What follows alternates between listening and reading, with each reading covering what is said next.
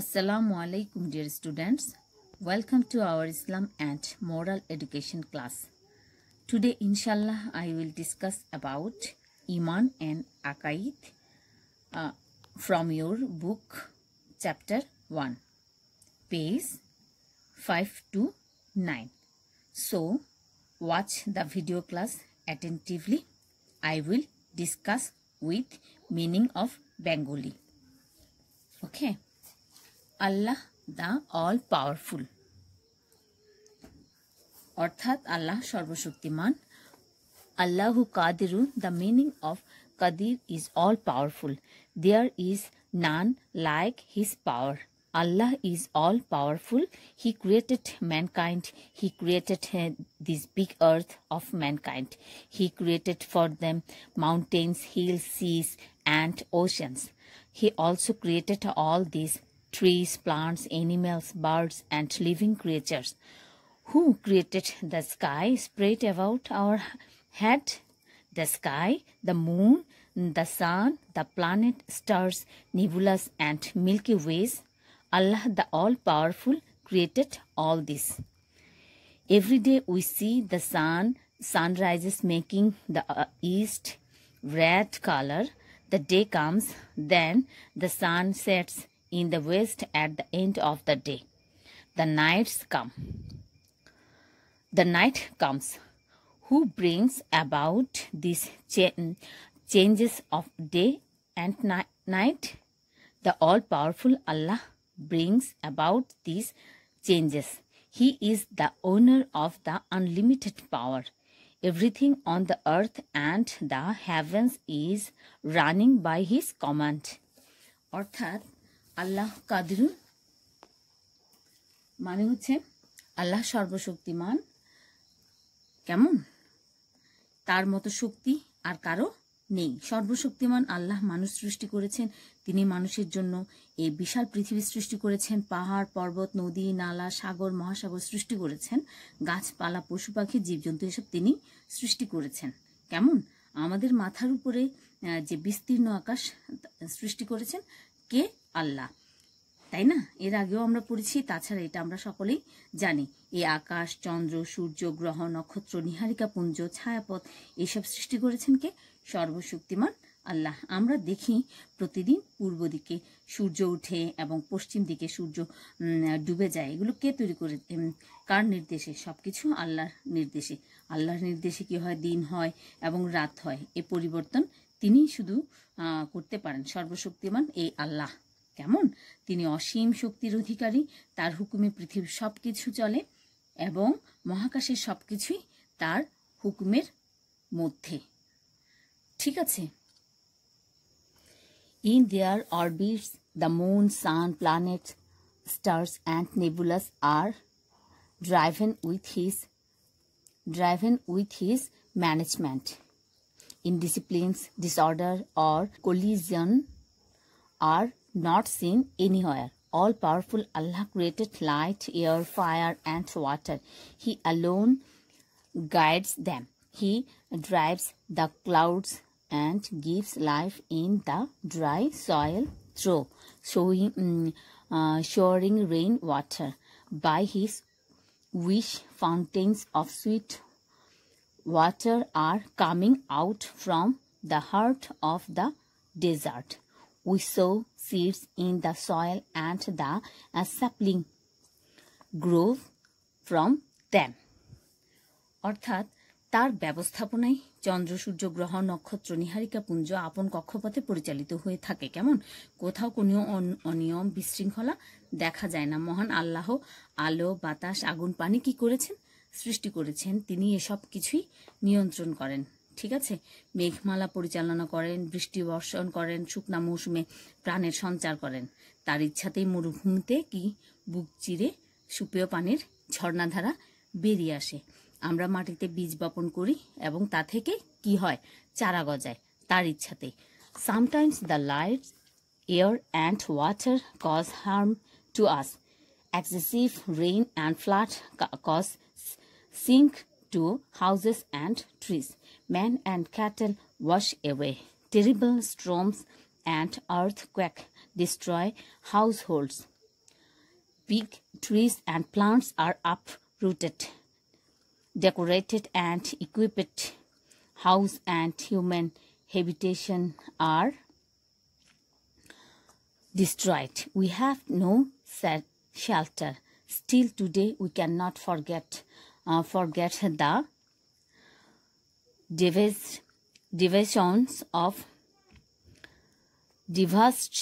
devastation of recent Sidr and Ayla. We have to depend on Allah at the time of such calamities. We have to come forward for the help of the affected. Allah has the supreme power. Allah has the supreme power over light, air, water and all things and beings. অর্থাৎ আলো বাতাস পানি অনেক সময় আমাদের কি হয়ে থাকে, বিপদের কারণ হয়ে থাকে। অতিবৃষ্টি, জলোচ্ছ্বাসে ঘরবাড়ি গাছপালা ডুবে যায়, মানুষ পশু পাখি ভেসে যায়, ভূমিকম্প ঝড় তুফানে ঘরবাড়ি ধ্বংস হয়ে যায়, বড় বড় গাছপালা উপড়ে যায়, সাজানো গোছানো জনপদ লন্ডভন্ড হয়ে যায়। এগুলো কার ইচ্ছাতে? সবকিছু কিন্তু আল্লাহর ইচ্ছাতে। আল্লাহ কিন্তু তৈরি করতে পারেন, আল্লাহ চাইলে ধ্বংস করতে পারেন। এবং আমরা সম্প্রতি যে ঘটে যাওয়া সিডর এবং আইলার তাণ্ডবের কথা আমরা যেটা আজও ভুলতে পারি না। তাই এই ধরনের দুর্যোগে কি করতে হবে? আমাদেরকে আল্লাহর উপর ভরসা রাখতে হবে এবং দুর্গতদের সাহায্যে এগিয়ে আসতে হবে। আলো বাতাস আগুন পানি সবকিছু কি কার অধীনে? আল্লাহর অধীনে। If Allah wishes to punish someone, nobody can resist him from doing so. He destroyed all tyrannical rules like Namrud and Pharaoh. He inflicted death punishment to the community of Hazrat Nuh alayhi salam, drawing them in the deluge. He destroyed the big forces of the king Abraham by small birds. If the great Allah wishes to save someone, nobody can give him death. The tyrant Namrud threw Hazrat Ibrahim alayhi salam into a fire furnace for his death, but the fire could not even touch him, for fire was under the control of the Almighty Allah. Allah saved Hazrat Musa alayhi salam from the hand of Pharaoh. He saved Hazrat Isa alayhi salam from the hands of murderer. He also saved our beloved Prophet Hazrat Muhammad sallallahu alaihi wasallam from the hands of the unbelievers. We must believe in the great Allah as all-powerful. We must seek a help only from Him and must depend on Him. অর্থাৎ আল্লাহ যদি চান কাউকে শাস্তি দিতে, তিনি শাস্তি দিতে পারেন, তাকে কেউ রক্ষা করতে পারে না। তিনি নমরুদ ফেরাউনের মতো শক্তি পরাক্রমশীল জালিম শাসকদেরকেও তিনি কি করেছেন? ধ্বংস করে দিয়েছিলেন। হজরত নূহ আলাইহিস সালামকে অমান্য করার কারণে তার কি করেছেন? অবাধ্য সম্প্রদায়কে প্লাবনে ডুবে মেরেছেন। ছোট ছোট পাখি দ্বারা রাহা বাদশার বিশাল বাহিনীকেও কে করে ধ্বংস করে দিয়েছিলেন। কে পারেন এটা? সব আল্লাহ পারেন। আল্লাহ তাআলা রক্ষা করলে কেউ তাকে মারতে পারে না। অত্যাচারী নমরুদ যখন হজরত ইব্রাহিম আলাইহিস সালামকে পুড়িয়ে মারার জন্য অগ্নিকুণ্ডে নিক্ষেপ করেছিল, কিন্তু কি হয়েছিল? আগুন তাকে স্পর্শ করতে পারেনি। কার কারণে? আল্লাহর ইচ্ছার কারণে। আল্লাহ যদি চান কেউ তাকে মারতে পারে না। ঠিক আছে, কারণ আগুন সর্বশক্তিমান আল্লাহর অধীন। মহান আল্লাহ ফেরাউনের হাত থেকে হজরত মুসা আলাইহিস সালামকে রক্ষা করেছিলেন, ঈসা আলাইহিস সালামকে ঘাতকদের হাত থেকে রক্ষা করেছিলেন এবং আমাদের প্রিয় নবী হজরত মুহাম্মদ সাল্লাল্লাহু আলাইহি ওয়াসাল্লামকে কাফিরদের হাত থেকে রক্ষা করেছেন। আমরা মহান আল্লাহকে সর্বশক্তিমান হিসেবে বিশ্বাস করব, তার কাছেই সাহায্য চাইব, কেবলমাত্র তারই উপর ভরসা করব, আর কারো উপরে নয়। ঠিক আছে? আল্লাহ দ্য পিস গিভার, অর্থাৎ আল্লাহ শান্তিদাতা। আল্লাহু সালামুন, salam means peace. Allahu salamun means Allah is the peace giver. When our mind remains good, we feel peace in it. When our body remains good, we feel peace in mind. If our mind is bad, peace does not come to it. If our body is bad, we don't feel peace in mind. Then everybody prayers to Allah for our recovery. Allah cures our disease. We become healthy and feel peace in mind. Our family consists of parents, grandparents, brothers and sisters. If any one of our family is sick, we become anxious. Peace does not prevail with us. We serve their nursing. We pray to Allah for their recovery. Allah removes our troubles. Then we become happy. Sometimes our notebook, pen and pencil are lost. Then we feel bad. If we find them, we feel peace in mind. When we are all together with our friends and classmates, we feel good in mind. Sometimes there is a quarrel between friends and classmates. Then our mind becomes bad and unhappy. We are to meet up the quarrel immediately. Then we feel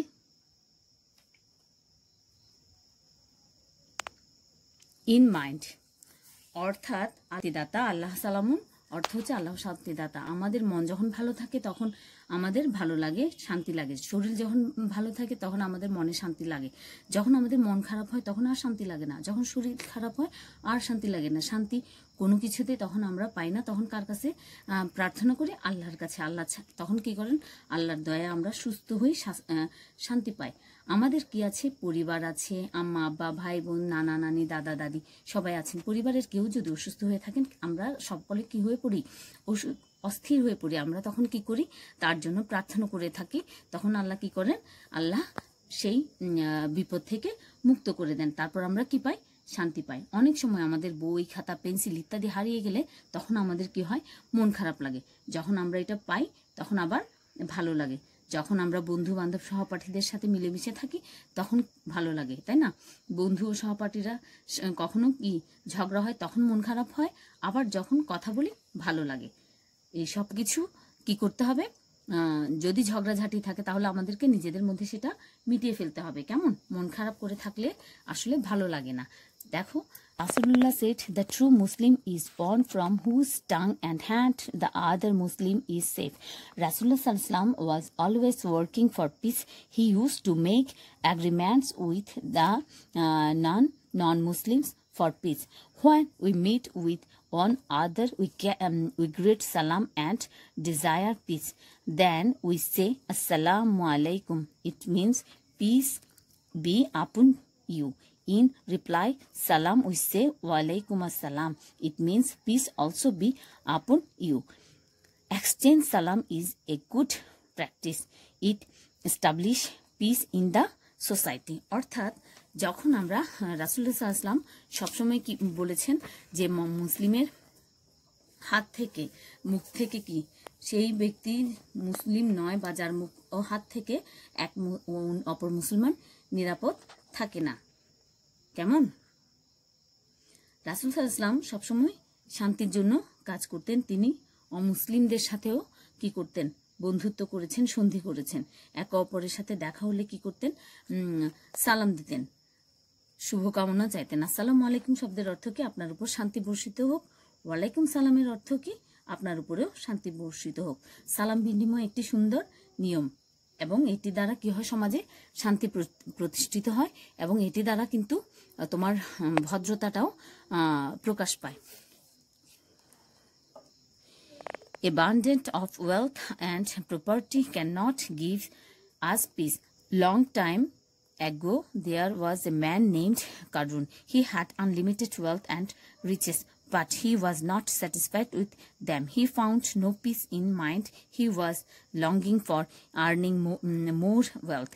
He spite of so much wealth, he was not even grateful to Allah. He did not pay the right of the poor and did not pay zakat. At last, by order of Allah, he was ruined along with his wealth and property. Allah is the giver of peace and happiness. He gets peace and mind whom Allah gives it. He gets peace even if he lives in a hut. He gets peace even he is in wants. If Allah gives peace to anyone, no one can harm him. The tyrant Namrud claimed himself to be the God. But Hazrat Ibrahim ﷺ could not accept it. Namrud threw him into a blazing fire pit for punishment. But Allah the Great said to fire, "O fire, you be cool and pitch the safety of Ibrahim." Fire could not even touch Hazrat Ibrahim ﷺ. Allah is only the giver of peace and happiness. Those who obey Allah's orders get peace and happiness there, here and hereafter. Salam is one of his attributive names. It means giver of peace. We must believe in Allah the Great as the giver of peace or as the source of peace and perfection. We must seek peace from him. We must live all together and work for peace. প্রচুর ধন সম্পদ থাকলেই কিন্তু শান্তি পাওয়া যায় না। অনেক আগে কারুর নামে এক ব্যক্তি ছিল, তার প্রচুর ধন সম্পদ ছিল কিন্তু সে তৃপ্ত ছিল না, সে ছিল অতৃপ্ত। সে সম্পদ লাভের আশায় লাভের জন্য অস্থির থাকতো। সে কি করতো? আল্লাহর শুকরও করতো না, গরিবের হকও আদায় করতো না, জাকাতও দিত না। আল্লাহর হুকুমে সে তার ধন সম্পদ ধ্বংস হয়ে গেল এবং ধন সম্পদ সহ তিনি কি করলেন? শেষ হয়ে গেলেন। আল্লাহ তাআলা যাকে শান্তি দেন সেই শান্তি পায়, কুড়ে ঘরে থাকলেও অথবা অভাব অনটনে থাকলেও শান্তি পেতে পারে। আল্লাহ শান্তি দিলে কেউ তার ক্ষতি করতে পারে না। কেমন? যেমন দেখো, অত্যাচারী শাসক নমরুদ নিজেকে উপাস্য বলে দাবি করেছিল, কিন্তু সে কারণে কি করেছিল? হজরত ইব্রাহিম আলাইহিসসালামকে ইব্রাহিম আলাইহিসসালাম কি করেছিল সেটা মানতে পারেননি। তখন কি করলেন? শাস্তি দেওয়া হয়েছিল নমরুদ কাকে? ইব্রাহিম আলাইহিসসালামকে অগ্নিকুণ্ডে নিক্ষেপ করে। কিন্তু আল্লাহ যখন আগুনকে বলল, হে আগুন তুমি কি হয়ে যাও? ঠান্ডা হয়ে যাও, শান্তিদায়ক হয়ে যাও। তখন কি হয়ে গেল? আগুন ঠান্ডা হয়ে গেল এবং শান্তিদায়ক হয়ে গেল। আগুন কি করলো? হজরত ইব্রাহিম আলাইহিসসালামকে স্পর্শ করতে পারলো না। কেমন? এইটাতে কি প্রকাশ পাচ্ছে যে আল্লাহ একমাত্রই শান্তিদাতা, তার ইচ্ছা ছাড়া কোনো কিছু হয় না, তার ইচ্ছাতেই সব কিছু। দুনিয়াতে সুখ শান্তি, আখিরাতেও কি সুখ শান্তি কে দিবেন? আল্লাহ দিবেন। তার একটি গুণবাচক নাম কিন্তু সালাম, অর্থ কি? শান্তিদাতা। তাই আমরা কি করব? আমরা আল্লাহ তাআলাকে পরম শান্তিদাতা বলে কি করব? বিশ্বাস করব, তার কাছেই শান্তি চাইব। আজকে এ পর্যন্ত আমরা যা পড়েছি, আবার তোমরা কি করবা? সেটা রিডিং পড়বা, নিজেদের মধ্যে চর্চা করবে। কেমন? তো তোমরা সবাই ভালো থাকো, সুস্থ থাকো, সুন্দর থাকো, এই কামনায়। আল্লাহ হাফেজ।